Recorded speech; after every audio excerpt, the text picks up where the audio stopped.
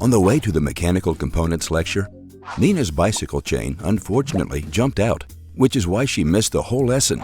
Nils helps her out and explains what this week's topic was.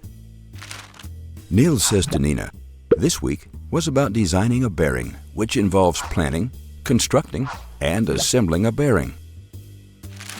The first thing to decide when designing a bearing arrangement is whether to use a fixed and floating bearing arrangement or adjusted bearing arrangement or a fully floating bearing arrangement.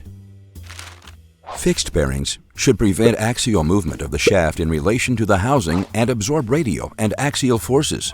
Floating bearings, on the other hand, allow relative axial movements and also absorb radial forces." Nils explains, when pairing angular contact ball bearings and tapered roller bearings, the arrangement of the bearings plays a role in addition to the type of bearing.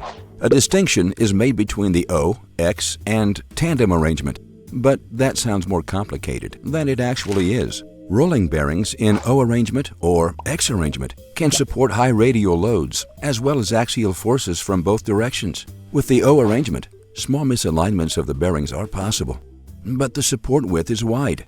With the X arrangement, high misalignments of the bearings are possible, but the support width is low. The tandem arrangement is a multiplication of an X or O arrangement. This occurs when, for example, several bearings are needed to absorb the acting forces and ensure an appropriate service life or rigidity. For this purpose, the bearings can only support axial loads from one direction.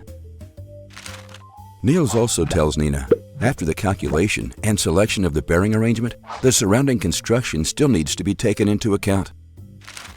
Criteria that need to be considered for the bearing arrangement include correct bearing mounting and ensuring that the bearing arrangement has sufficient space to be mounted. Another point is choosing the right fit for shaft and housing. However, this depends on the operating conditions. Seals are used in the bearing to prevent the ingress of contaminants and the escape of lubricant. In general, a distinction can be made between integrated and external seals. Nina says, "I can do with a good protector like that on my bike." Nils says, "That's right. Then you'll never miss a lecture again." If you're interested in rolling bearings as Nils and Nina, then take a closer look at the articles here on bearingwizard.co.uk.